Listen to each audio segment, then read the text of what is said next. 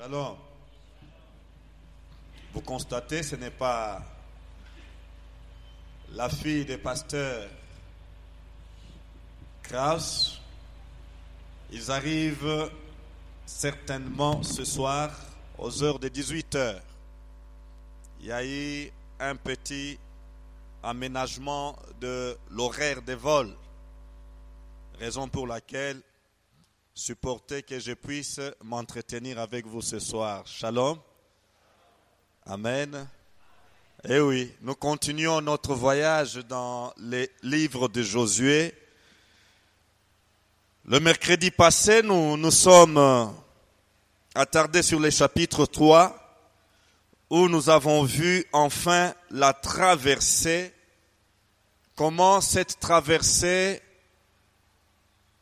nous a aidé à dégager une vertu manifestée par les sacrificateurs, porteurs de l'arche de l'Éternel. Nous avons parlé de la patience, une vertu qui nous aide à supporter, une vertu qui nous aide à endurer souffrance, difficultés de tout genre, vertu recommandée aux conducteurs des hommes, vertu recommandée aux serviteurs, toutes tendances confondues, vertu très essentielle pour vivre le standard ou le plan que Dieu a arrêté pour chacun de ses enfants. Amen. Sans la patience, vous allez devancer Dieu. Et lorsqu'on devance Dieu, on va certainement se casser le visage. Mais lorsque nous expérimentons cette vertu, la patience, nous voyons Dieu accomplir ce qu'il a planifié pour nous dans notre vie. Amen. Aujourd'hui, nous allons passer au chapitre 4. Nous lisons Josué chapitre 4. Lorsque toute la nation eut achevé de passer le Jourdain, l'Éternel dit à Josué, « Prenez 12 hommes parmi le peuple, un homme de chaque tribu. Donnez-leur cet ordre. Enlevez d'ici, du milieu du Jourdain, de la place où les sacrificateurs se sont arrêtés des pieds fermes, 12 pierres que vous emporterez avec vous et que vous déposerez dans les lieux où vous passerez cette nuit. » Josué appela les 12 hommes qu'il choisit parmi les enfants d'Israël, un homme de chaque tribu.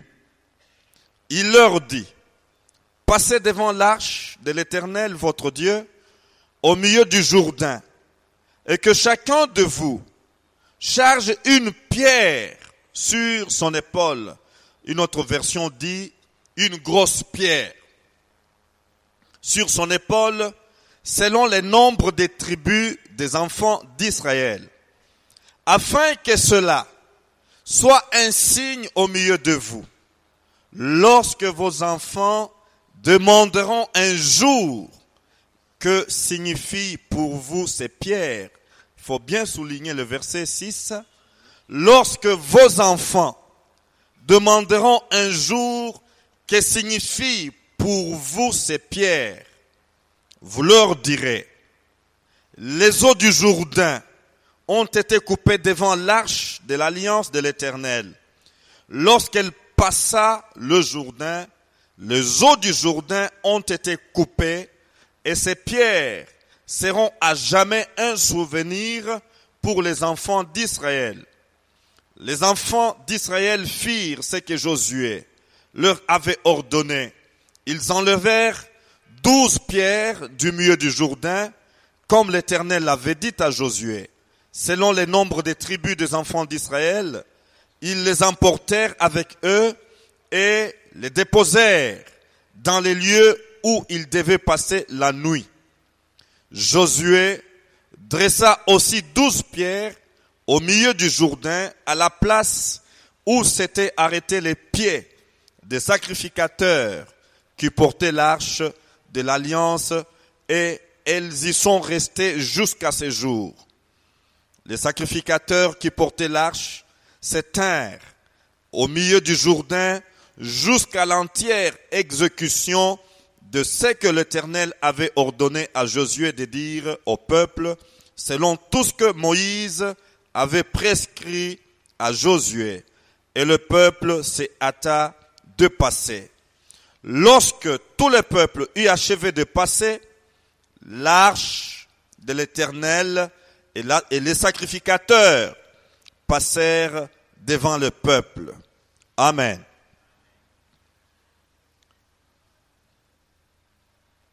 Nous devrions aller jusqu'au verset 24, mais arrêtons-nous juste à ce verset, verset 11. Nous avons ici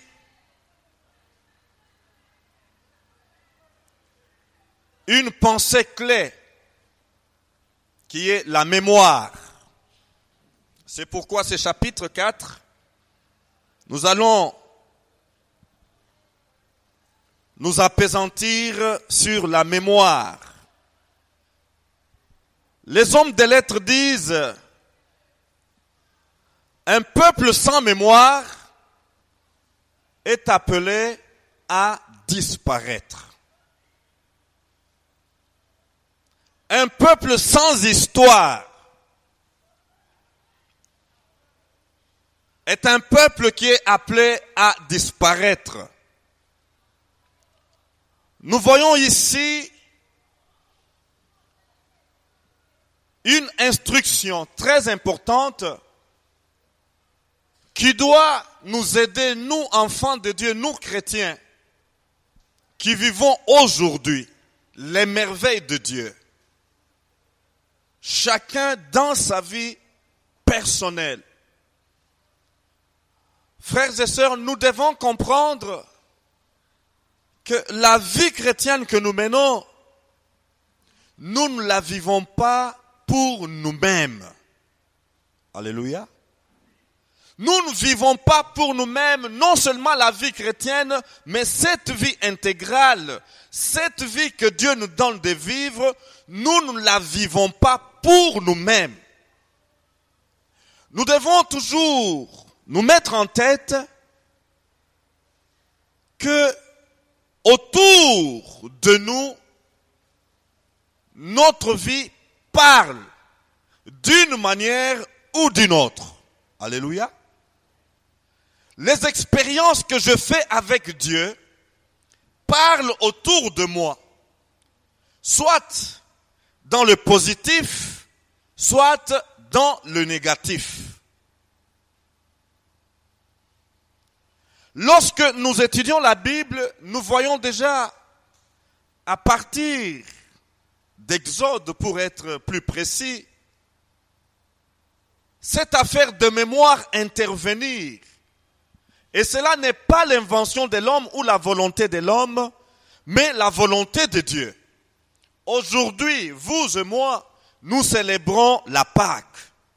Alléluia. Pourquoi célébrons-nous la Pâque?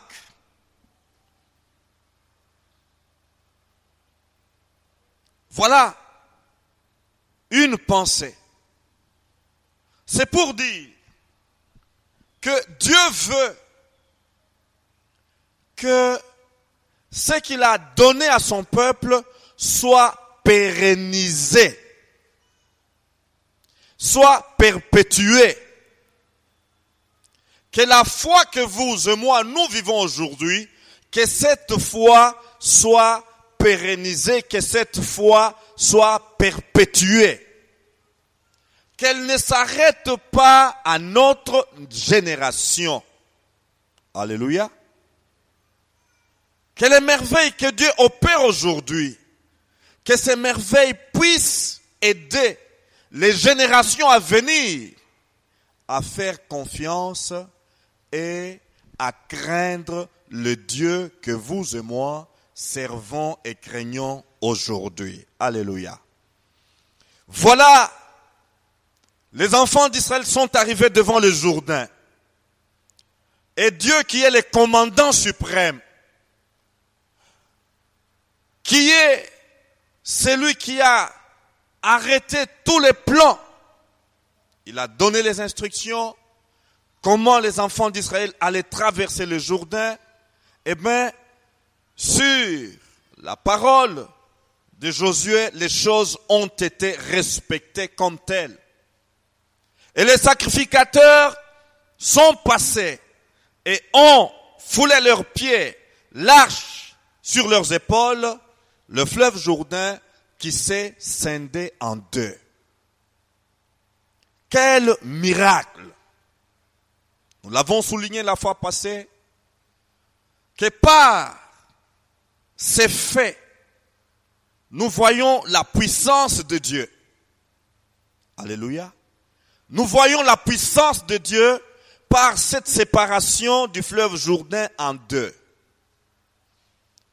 Et par cette œuvre puissante, nous voyons la fidélité de Dieu. Alléluia. La fidélité de Dieu.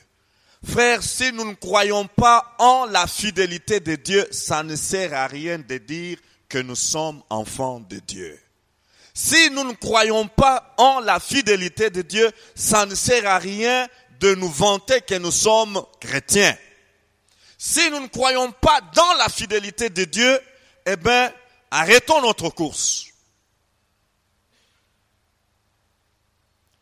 Comment perpétuer cette vertu, ces caractères de Dieu, cet attribut de Dieu? Comment l'enseigner aux générations futures? Comment enseigner aux générations futures la crainte de Dieu qui opère ces miracles? Et cela qu'ici, il est dit, vous prendrez 12 hommes. Et par 12 hommes, là nous voyons l'unité à travers cette opération. Alléluia. Ils étaient unis pour pouvoir traverser le Jourdain. Et nous l'avons souligné dans le premier chapitre de ce livre. Nous avons dit qu'il y a eu une tribu et demie, soit 2 tribus, qui ont choisi de rester sur la rive orientale du Jourdain. Mais lors de la traversée, Josué a dit, c'est vrai, vous avez insisté auprès de Moïse. Voilà, nous avons des gros troupeaux, nous avons beaucoup de têtes de bétail. Cette partie orientale conviendrait très bien pour pâturage à nos troupeaux. S'il te plaît, accepte, agrée que nous puissions rester de ce côté ici. Sur leur insistance, eh bien, Moïse a cédé. Et nous avons souligné, nous pouvons tellement insister auprès de Dieu, nous pouvons tellement harceler Dieu. Et dans ce que les théologiens appellent volonté permissive de Dieu, Dieu va vous céder. Moi, parce que moi, j'avais autre chose pour toi, mais tu as tellement insisté, donne-moi ça, donne-moi ça, donne-moi ça, eh bien, je te les donne. Eh bien, ces tribus ont eu leur héritage de l'autre côté du Jourdain. Mais lors de la traversée, Josué a dit, tous, vous allez traverser. Vos hommes de guerre ne resteront de ce côté rien que vos femmes et vos enfants. Mais vos hommes de guerre devront traverser jusqu'à la dernière conquête du territoire promis, de la terre promise, après quoi ils rentreront sur la rive orientale. Alléluia. 12 hommes, 12 pierres, symbole de l'unité. Alléluia. Les 12 tribus étaient unies pour traverser le Jourdain. Elles étaient un pour traverser le Jourdain. Combien nous avons besoin de les imiter, les enfants d'Israël. Josué, il nous a dit, il a choisi un homme de chaque tribu pour que cet homme puisse enlever une grosse pierre du fleuve. Frères, sœurs, que Dieu nous aide à consolider l'unité pour traverser le Jourdain. Alléluia. Que Dieu nous aide et que nous ne nous laissions pas emporter par quoi que ce soit au risque de porter atteinte sur l'unité. L'unité, Christ a payé cher et très cher pour l'unité de son corps. Alléluia. Et voilà, vous direz, qu'est-ce qu'il est dit? Il est dit, verset 5, il leur dit, passez devant l'arche de l'Éternel, votre Dieu, au milieu du Jourdain, et que chacun de vous charge une pierre sur son épaule, selon le nombre des tribus des enfants d'Israël, afin que cela soit un signe au milieu de vous, lorsque vos enfants demanderont un jour que signifient pour vous ces pierres. Je vous invite à aller dans les psaumes 118.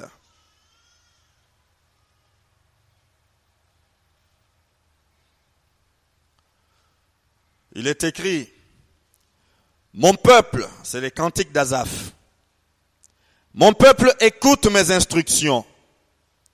Prêtez l'oreille aux paroles de ma bouche. J'ouvre la bouche par des sentences. Je publie la sagesse des temps anciens. Ce que nous avons entendu, ce que nous savons, ce que nos pères nous ont raconté, nous ne les cacherons point à leurs enfants. Nous dirons à la génération future les louanges de l'Éternel et sa puissance et les prodiges qu'il a opérés. Il a établi un témoignage en Jacob. Il a mis une loi en Israël et il a ordonné à nos pères de l'enseigner à leurs enfants pour qu'elle fût connue de la génération future, des enfants qui naîtraient, et que devenus grands, ils en parlassent à leurs enfants, afin qu'ils missent en Dieu leur confiance, qu'ils n'oubliassent pas les œuvres de Dieu et qu'ils observassent ses commandements, afin qu'ils ne fussent pas, comme leur père, une race indocile et rebelle, une race dont les cœurs n'étaient pas fermes et dont l'esprit n'était pas fidèle à Dieu. Amen. Voilà la vision de Dieu pour son œuvre. Notre Dieu, nous l'appelons le maître de l'histoire. Dieu veut que son histoire, l'histoire de son amour avec son peuple puisse se perpétuer, puisse aller de génération en génération. Et pour qu'une civilisation soit pérennisée, il faut que les valeurs, il faut que les hauts faits, les grandes œuvres que cette civilisation a connues, que tout cela soit transmis à la jeune génération. Alléluia. Que tout cela soit transmis à la jeune génération. Ainsi, si nous disons que le vieillard dans notre société constitue quoi? Bibliothèque, archive. Quand ces vieillards vont passer, quand cette vieille génération va passer, du moins ils ont déjà transmis les grandes valeurs. Ils ont déjà transmis les hauts faits, les souvenirs, les témoignages sont déjà transmis à la jeune génération qui devra aussi ancrer ces témoignages pour pouvoir les transmettre aux futures générations. C'est ainsi qu'il y a des civilisations qui sont fortes, qui ont gardé leurs valeurs. Pourquoi? Ils ont su conserver leur mémoire. Alléluia. Ils ont su conserver leur mémoire. Eh bien, on dit que nous sommes forts dans l'oralité. Tout chez nous se passe de bouche à oreille. C'est difficile d'avoir des documents écrits de notre histoire. Mais gloire à Dieu de ce que nous entendons aujourd'hui dire que l'histoire du Congo sera écrite par les Congolais. Mais est-ce que ça sera avec 100% de fidélité? Nous ne savons pas encore. Mais ce que la Bible nous dit ici, frères et sœurs, c'est quelque chose de très important pour votre marche avec le Seigneur, ainsi que la progéniture que Dieu vous a donnée. Comment cette progéniture que Dieu vous donne pourra savoir ce que Dieu a opéré dans votre vie? Alléluia. La communication. Et encore une fois, la communication. Dieu, si l'évangile est parvenu jusqu'à notre niveau, jusque chez nous, c'est parce que nous avons un Dieu qui aime communiquer. Alléluia. Dieu est le premier communicateur. Voilà pourquoi il a pris soin des 1001 façons pour qu'aujourd'hui nous puissions bénéficier de ce que il y a je ne sais pas combien de siècles avant nous, les gens ont appris ce qu'il a fait. Alléluia. Frères et sœurs, nous pouvons nous poser la question aujourd'hui de manière, je dirais, tout à fait simple. Est-ce que mes enfants connaissent les hauts faits, les grandes œuvres, les miracles que Dieu a opérés dans notre vie à nous, notre marche chrétienne avec lui? Est-ce que nos enfants, non pas nos petits-enfants, mais nos enfants, alléluia, est-ce que nos enfants sont au courant des hauts faits, des prodiges, des miracles que Dieu a opérés dans notre vie depuis que nous l'avons connu, depuis que nous avons donné notre vie à Christ? Est-ce que nos enfants savent même comment nous sommes venus à Christ? Le premier miracle. Alléluia. Le premier miracle pour tout chrétien, c'est la conversion. Alléluia. Et la traversée du Jourdain ici, nous l'avons dit, eh bien, c'est notre sortie pour entrer dans la terre promise, pour vivre la dimension que Dieu a préparée pour nous. Mais est-ce que, à l'heure qu'il est-ce qu'il y a un parent qui peut dire, oui, moi, si vous posez la question à mes enfants, ils vont vous dire comment ai-je rencontré le Seigneur. Alléluia.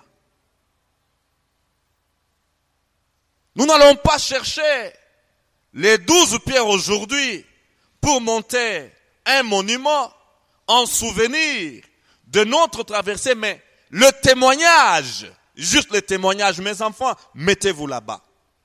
Je vais vous dire comment ai-je rencontré le Seigneur. Alléluia. C'est là nos 12 pierres. que Dieu voudrait qu'à travers cela, ces enfants puissent découvrir la grandeur de Dieu. Alléluia. Que ces enfants puissent découvrir la bonté de Dieu. Que ces enfants puissent découvrir les merveilles de Dieu. Son amour pour nous. Vous savez, il arrive que les enfants se posent des questions sans nous les partager. Mais est-ce que papa avait une vie avant la vie nouvelle? Je me fais comprendre? Est-ce que papa était aussi en Égypte autrefois? Est-il passé par le désert? Et enfin, a-t-il traversé aussi le Jourdain? Mais qui est ce papa qui a pris le temps, qui est cette maman qui a pris son temps pour raconter à ses enfants cette aventure merveilleuse? Comment Dieu l'a sorti de l'Égypte? Comment est-il passé par le désert? Et puis après le désert, comment s'est-il trouvé devant le Jourdain?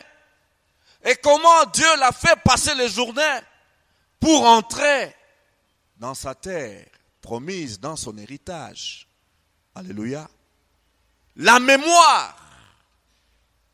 Non, il ne faudra pas que quelqu'un d'autre vienne, comment témoigner à notre place. La Bible est claire.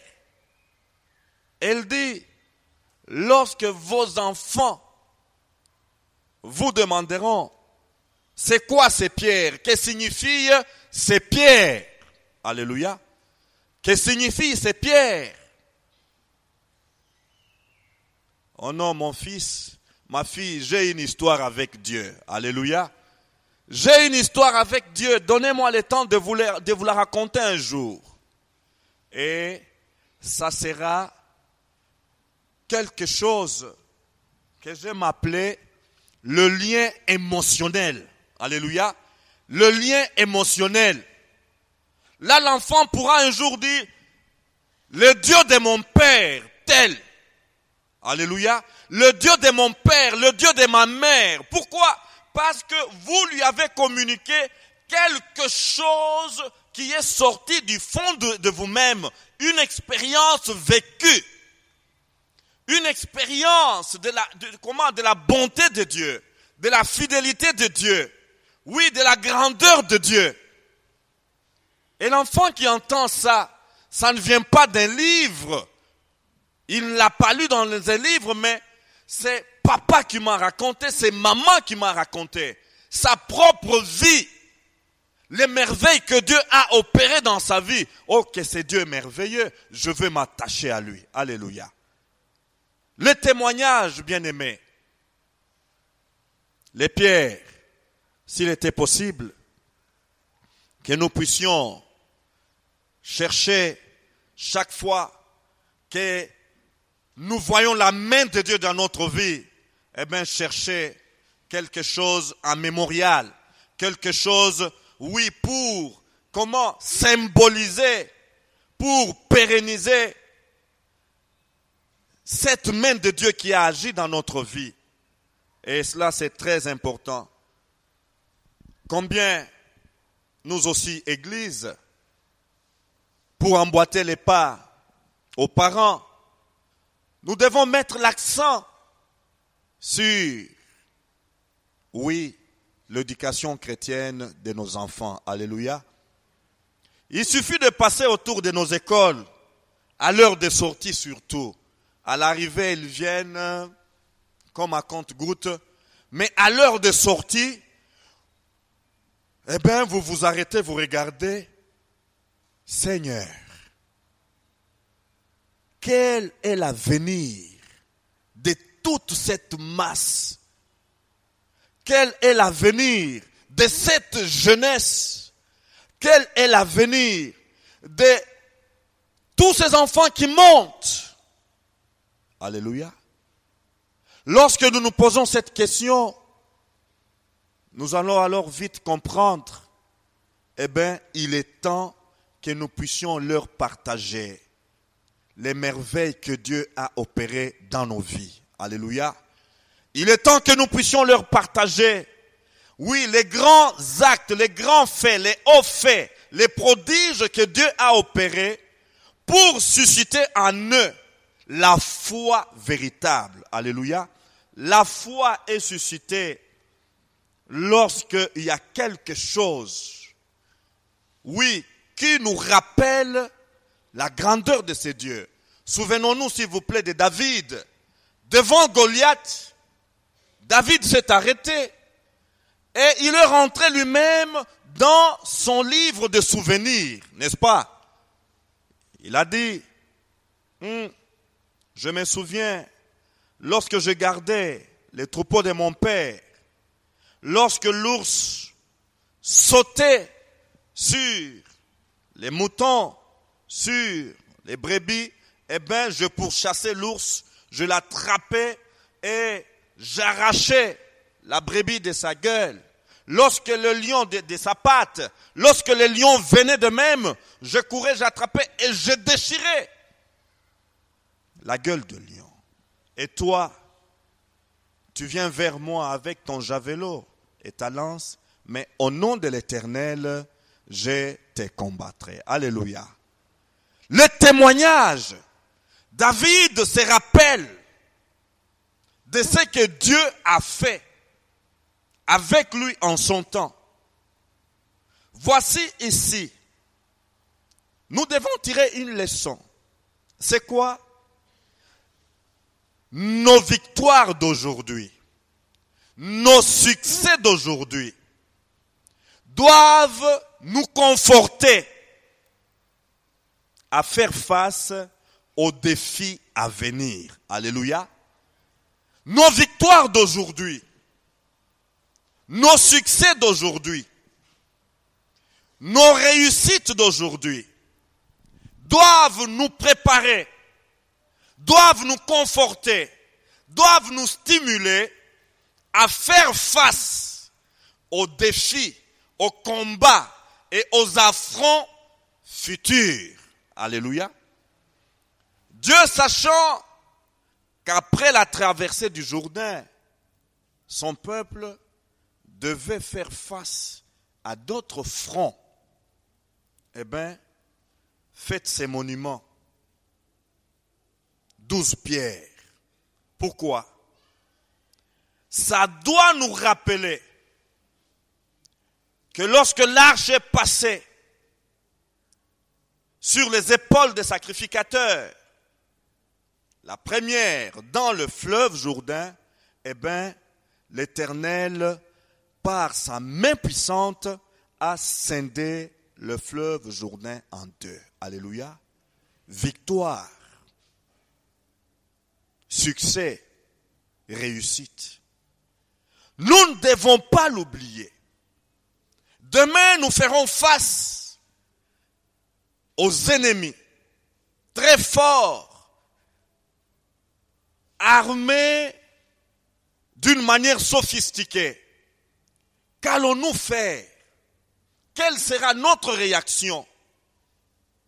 Allons-nous mettre en doute la puissance de ce Dieu qui nous a démontré sa capacité et sa toute-puissance devant les eaux de Jourdain en furie, devant le Jourdain, alors dans son orgueil, ou bien nous allons dire non, le même Dieu qui nous a frayé le chemin et qui nous a fait passer le Jourdain à pied sec est avec nous, nous allons avancer en son nom. Alléluia.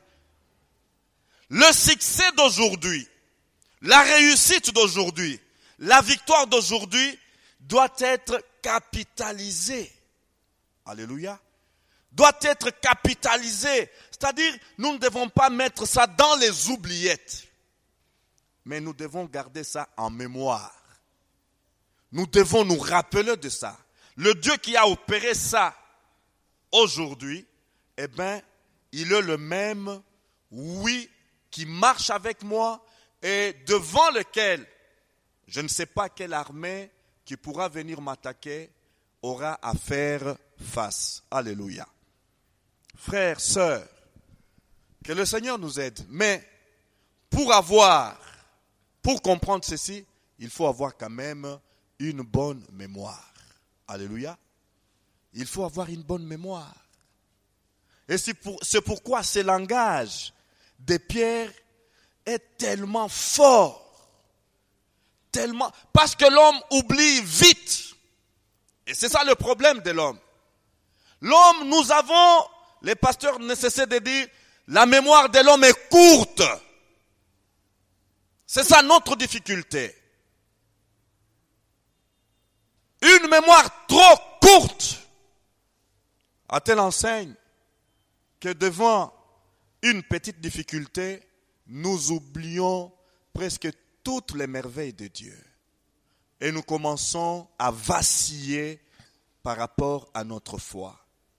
Que Dieu nous aide à avoir une mémoire fidèle et à avoir, selon notre propre mémoire, des pierres qui vont nous rappeler toutes ces victoires que Dieu nous a accordées dans le passé. Alléluia.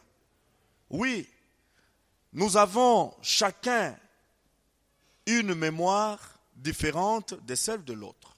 Pas vrai? Oui, nous n'avons pas la même capacité de mémoire. Il est vrai que nous avons une bonne mémoire depuis notre Créateur. Mais dans l'application ou dans l'exploitation de cette mémoire, nous ne l'exploitons pas de la même manière. Vous allez en classe, il y a des élèves ou des étudiants qui ont une mémoire enregistreuse. Il suffit qu'ils soient au cours, le professeur enseigne, il n'a même pas besoin de notes, ça entre. Et quand le professeur va donner son interrogation, son examen, sa présence au cours suffit pour réussir. Cependant, il y a d'autres, il faut qu'ils notent. Et après avoir noté, il doit aller avaler ça, ruminer encore. Et lorsque l'examen, l'interrogation viendra, il peut restituer. Alléluia. Et il y a d'autres mémoires. Avoir été au cours, avoir appris, il faut que l'on ait encore un assistant, qu'il vienne expliquer et enfoncer encore ce que l'on a suivi au cours.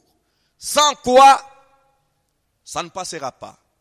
D'autres mémoires, avoir été au cours, avoir pris note, d'autres mémoires ont besoin de kamikazes. C'est-à-dire les choses qu'il a apprises, les notes qu'il a prises. Eh bien, quand une question est posée, eh bien, tout s'envole. Au secours kamikaze. Pas vrai? Alors, pour cela, chacun de nous a intérêt de trouver les pierres qui lui conviennent pour lui rappeler les merveilles que Dieu a opérées dans sa vie. Alléluia. Les merveilles que Dieu a opérées dans ta vie. Tu n'as pas besoin des mêmes pierres que moi. Moi, je n'ai pas besoin de dresser un monument avec les mêmes pierres que mon frère.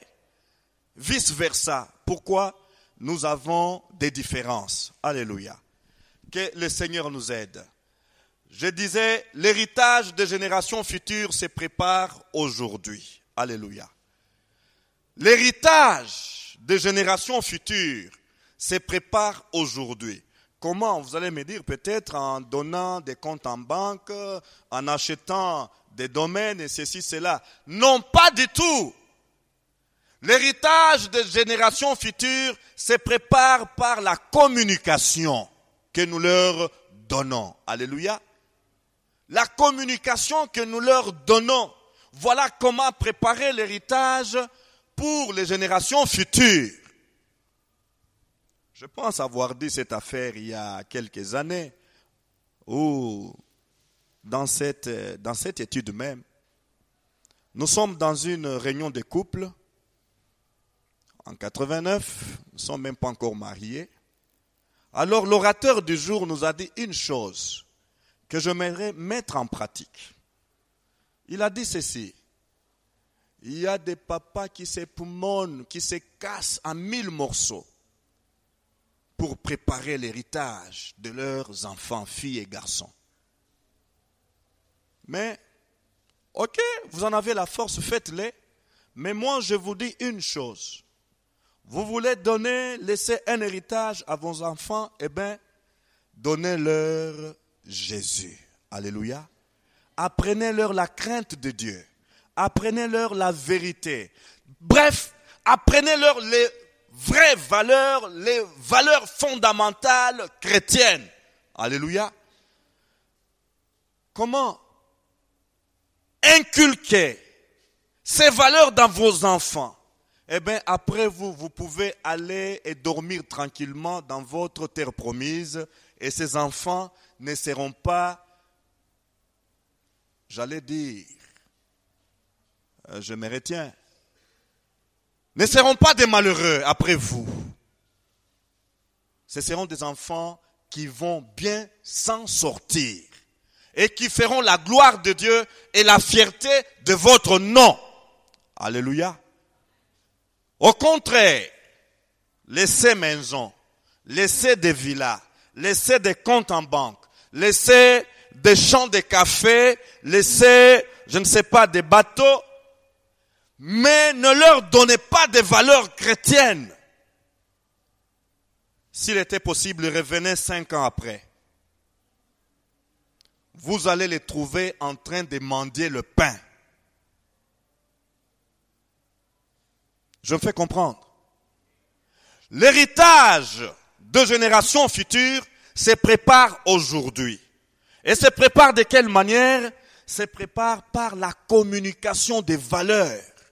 Et la foi dont nous parlons, et nous ne cesserons de parler, est une valeur chrétienne fondamentale. Mon juste vivra par la foi. Mon juste vivra par la foi. Il est arrivé, j'étais loin du pays, et avec mes frères, avec ma famille, je leur disais, mais écoutez, qu'est-ce que vous croyez? Vous avez fui le pays parce que, mais écoutez, chez nous, mes enfants, pour avoir le lait, ils doivent prier pour que Dieu donne le lait. Ils doivent prier, Seigneur, donne le lait. Ils doivent prier pour que le Seigneur donne le pain. Alléluia. La communication, qu'ils sachent, qu'ils puissent apprendre que tout vient de Dieu. Alléluia. Tout vient de Dieu. Ce n'est pas par la connaissance de mon Père. Ce n'est pas par la capacité de mon Père. Ce n'est pas par le bon sens et ceci de ma mère. Non, c'est Dieu qui pourvoit. Et ils doivent être enseignés de cela. Pour susciter la foi dans les générations à venir, Israël était instruit, commandé par Dieu, d'enseigner à leurs enfants tous les hauts faits, tous les prodiges que Dieu a faits. Alléluia. Frère, j'insiste sur cette affaire. C'est aussi pour que tu racontes à ton fils et au fils de ton fils comment j'ai traité les Égyptiens et quels signes j'ai fait éclater au milieu d'eux. Ces enfants n'étaient pas là. Mais ceux qui ont vécu ces miracles devaient leur dire comment dans cette nuit-là, il y avait deuil partout dans l'Égypte. Alléluia. Mais nous avons été préservés. Comment? Nous avons immolé ce soir-là un agneau et nous avons pris le sang, nous avons appliqué ce sang sur les linteaux de nos maisons. Alléluia. Et la nuit, quand l'ange exécuteur est passé, nous avons été épargnés dans le chef de notre premier-né. Tandis que nos voisins égyptiens étaient tous frappés. Ah bon, c'était comme ça? Et qu'est-ce que cela suscite dans l'enfant? La reconnaissance de la main de ce Dieu tout-puissant. Alléluia. Frères, Exode 12, 13 nous dit, le sang vous servira de signe sur les maisons où vous serez. Je verrai le sang et je passerai par-dessus vous, et il n'y aura point de plaies qui vous détruisent quand je frapperai le pays d'Égypte.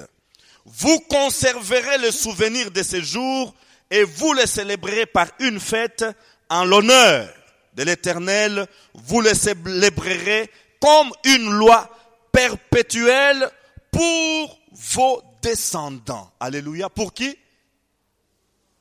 Et c'est là que je dis, frère, la vie chrétienne que nous vivons, nous ne vivons pas pour nous-mêmes, mais nous vivons pour influencer et les générations présentes et les générations futures.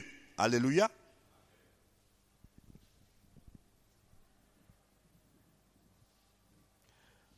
Verset 27, vous répondrez. Répondrez à qui? Aux enfants.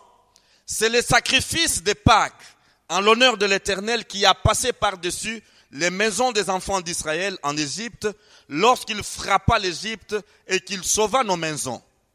Et Josué 4, 21, il dit aux enfants d'Israël, lorsque vos enfants demanderont un jour à leur père, que signifie quoi? Ces pierres. Alléluia. Que signifie ces pierres? Frères, sœurs, avez-vous quelques pierres dans votre marche avec Dieu? Avons-nous des pierres qui peuvent susciter la curiosité de nos enfants? Avons-nous des monuments? Avons-nous des faits, des réalités qui suscitent la curiosité? Alléluia. Avons-nous une histoire qui puisse, comment, susciter cette curiosité dans nos enfants et amener nos enfants à craindre ce Dieu que nous craignons? Alléluia. À craindre ce Dieu. Avons-nous des pierres qui puissent engendrer la foi dans nos enfants? Ces pierres, ça peut être la guérison que Dieu t'a accordée. Alléluia. Tu étais terriblement malade. Terriblement malade.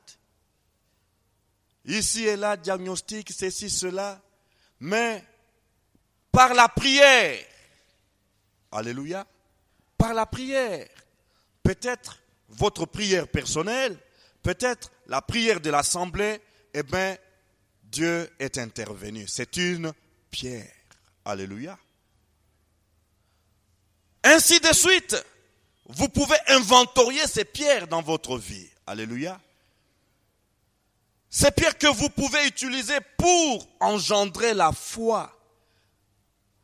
Non seulement en vous-même lorsque vous ferez face à une situation compliquée, mais aussi engendrer la foi dans les générations futures. Alléluia. Alléluia. Des pierres, c'est-à-dire des vestiges, des traces que Dieu a laissées dans votre vie. Alléluia. Des traces que Dieu a laissées. Et c'est ici où nous devons toujours faire une introspection. Je disais à l'introduction que lorsque nous étudions ce livre de Josué, il y a tellement de géographie là-dedans. Et ces géographies doivent nous aider à avoir en mémoire notre cheminement avec Dieu. Dieu m'a pris de tels coins et voilà, il m'a fait passer par telle route, il m'a fait passer par telle étape et voilà à l'étape où je me trouve. Et aujourd'hui, nous parlons des pierres. Ces pierres doivent être des vestiges, des traces, de gens qui savent discerner la main de Dieu dans leur vie. Alléluia. Des personnes qui savent discerner les doigts de Dieu. Comme quelque part on a dit, ça c'est les doigts de Dieu. Alléluia. Ça c'est les doigts de Dieu. Frères, sœurs, combien chaque fois nous voyons les merveilles de Dieu, nous disons non, ça c'est pas moi. Ça c'est Dieu qui a agi. Alléluia. Une pierre. Et lorsque nous aurons compris cela, nous allons chercher à avoir de l'impact autour de nous. Alléluia. Quand des gens viennent et qu'ils me voient vivre et qu'ils apprennent que je suis chrétien, eh bien que les pierres parlent. Alléluia. Que les pierres puissent donc attirer leur attention et qu'ils soient interpellés. Et là, chers parents, j'aimerais nous dire, nous avons intérêt à créer ces liens émotionnels avec nos enfants par les témoignages de ce que Dieu opère dans notre vie, dans notre marche chrétienne. Alléluia. Créer un lien émotionnel. Vous savez, sans lien émotionnel, il n'y a pas de transfert des valeurs et d'attachement. J'en fais comprendre. Sans lien émotionnel, eh bien, vous pouvez laisser votre héritage, comme je disais tout à l'heure. Eh bien, l'enfant qui vient, il ne sait pas comment Dieu vous a aidé à avoir ce que lui brandit aujourd'hui comme, je suis héritier. Mais est-ce que tu connais l'histoire? Tu connais les miracles que Dieu a opérés pour que je puisse avoir cette maison? Mais vous prenez tout simplement, comment on appelle ça? Les titres fonciers là, c'est quoi encore? Les certificats, ok. Prenez les certificats. Mais l'enfant ne connaît rien du tout comme histoire derrière ces certificats d'enregistrement. Qu'est-ce qu'il va en faire? Non, je vais aller à Dubaï en congé. Hypothèque. Et il s'en va à Dubaï. Et quand il revient, je vais autant. Et on lui donne, demain on lui dit, tu n'as pas payé les mensualités. Vente publique. Et on brade cette chose-là, cette bénédiction-là que Dieu vous a donnée, vous a accordée dans sa fidélité pour vous témoigner sa bonté, pour vous témoigner son grand amour. Parfois, ce n'est pas la faute de l'enfant. On lui a donné un bien, mais on ne lui a pas donné comment la mémoire du fabricant. Et il en a utilisé comme il a pensé bon de le faire. Conséquence, nous déplorons cela. Que Dieu nous aide, bien-aimés, à comprendre. Autant les enfants d'Israël devaient ériger en mémoire ces monuments. Dans le premier lieu de repos, c'est à Gilgal, lorsque vous lisez le verset 21, c'est à Gilgal, où ils ont passé la nuit après la traversée. Eh bien, nous devons avoir en mémoire les merveilles que Dieu a opérées dans notre vie. Alléluia. Et n'oublions pas, s'il vous plaît, ce que Christ a fait pour nous amener avec lui, comme la Bible nous dit, nous sommes assis avec lui dans les lieux célestes, morts avec lui au péché et ressuscités avec lui en nouveauté de vie. Alléluia. La traversée du Jourdain, c'est la mort au péché avec Christ et la résurrection avec lui en nouveauté de vie. Nous allons nous arrêter par ici ce soir.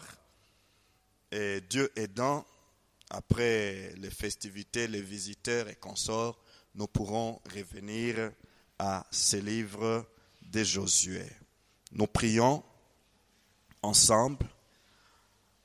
Et s'il y a un devoir à faire, c'est d'aller demander à Dieu quelles sont mes pierres, quels sont les témoignages que je peux partager avec la génération future, ces enfants que tu m'as donnés.